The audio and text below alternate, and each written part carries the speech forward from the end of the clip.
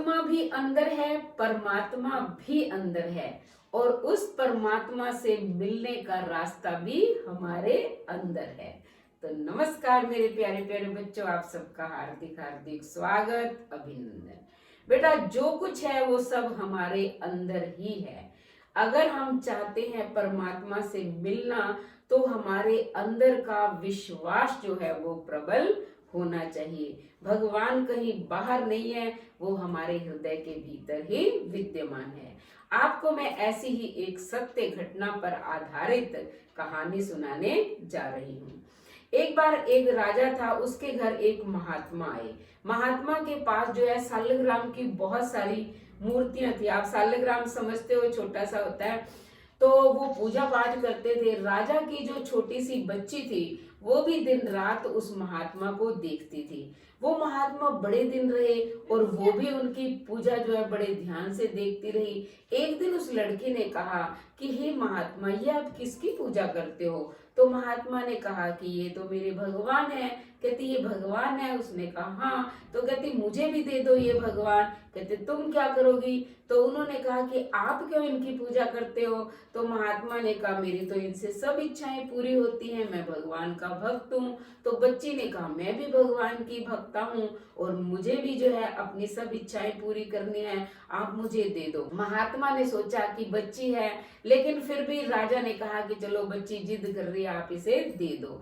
उन्होंने, उनके पास काफी सारी सालग्राम की मूर्तियां थी, इसलिए उन्होंने एक वो दे दी उसको। अब वो दिन रात सालग्राम जी की पूजा करने लग गई। उसे कुछ ज्ञान तो था नहीं, वो जो भी कुछ खाती पीती सब भगवान को भोग लगाती, उन्हें नहलाती, आरती पूजा करती, वो सब कुछ भूल गई। जब वो युवावस्था में आई तो उसका विवाह हो गया। वो अपने सालग्राम की मूर्ति भी अपने ससुराल ले गई। लेकिन भाग्य देखो, उसका जो पति था वो नास्तिक था। उसे पूजा पाठ बिल्कुल अच्छी नहीं लगती थी। वो राजकुमारी तो करती थी पूजा, लेकिन उसका पति जो था वो बड़ा ही दुष्ट प्रकृति का था। उसने एक दिन कहा कि ये तुम इस पत्थर की पूजा क्यों करती हो? उसने कहा नहीं, ये पत्थर नहीं है, ये तो मेरे भगवान है। उसने कहा अच्छा तेरे भगवान है, तू तो ढकोसले करती है। उन्होंने उसके हाथ से वो सालग्राम की मूर्ति छीन ली और कहते कि मैं इस नदी में जो है इसे डालने जा रहा हूँ। वो रोती रही, चिल्लाती रही कि स्वामी मैं इनके बिना नहीं रह पाऊंगी, आप इन्हें मत लेकर जाइए। लेकिन वो नहीं माने और उन्होंने सालग्राम जी को जाकर नदी में फेंक दिया। अब राजकुमारी ने जो है खाना पीना सब कुछ छोड़ दिया, क्योंकि वो उनके बिना रह ही नहीं सकती थी। 2-3 दिन के बाद उसने सोचा कि अब मेरे जीवन का कोई अर्थ नहीं है, क्योंकि मेरे इष्ट देव तो है ही नहीं, मैं उनके लिए सारे काम करती थी, अब किसके लिए करूं? अब वो कहती कि मैं भी जो है नदी में डूबकर अपने प्राण त्याग दूंगी। वो चली गई। लोगों ने बहुत समझाया, उस यानी कि उसके ससुर ने, सास ने, लेकिन वो किसी की नहीं सुनती थी। उसे तो केवल अपने सालग्राम से ही प्रेम हो गया था।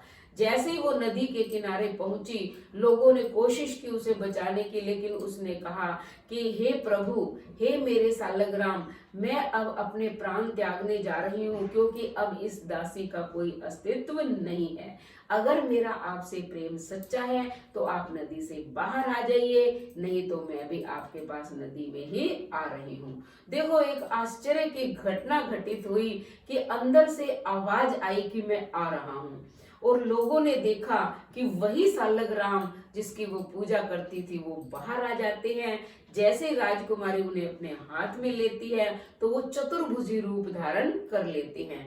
लोगों की तो आंखें चुंधिया जाती हैं, क्योंकि भगवान का प्रकाश ही इतना ज्यादा था। और एक सुंदर विमान आता है, उस राजकुमारी को बिठाकर सालग्राम जी बैकुंठ लोक में ले जाते हैं। सभी लोग देखते रह जाते हैं। अब उसके पति बहुत पश्चाताप करते हैं, सास ससुर भी पश्चाताप करते हैं, लेकिन उस दिन के बाद वो पूरा गांव ही सालग्राम की पूजा करने में लग जाता है। और भगवान की कृपा से उस गांव के अंदर कभी भी गरीबी नहीं आई। हमेशा लोग प्रेम से, सात्विकता से अपना जीवन बिताने लग गए। तो देखो बेटा, जो भगवान में सच्चा विश्वास करता है, भगवान किसी न किसी रूप में हमेशा उसकी सहायता करते हैं। तो कैसी लगी कहानी? अगर कहानी अच्छी लगी तो चैनल को सब्सक्राइब करें, लाइक और शेयर करें, कमेंट करें और बेल आइकन के बटन को दबाएं ताकि अगली कहानी का नोटिफिकेशन सबसे पहले आपको मिले। धन्यवाद।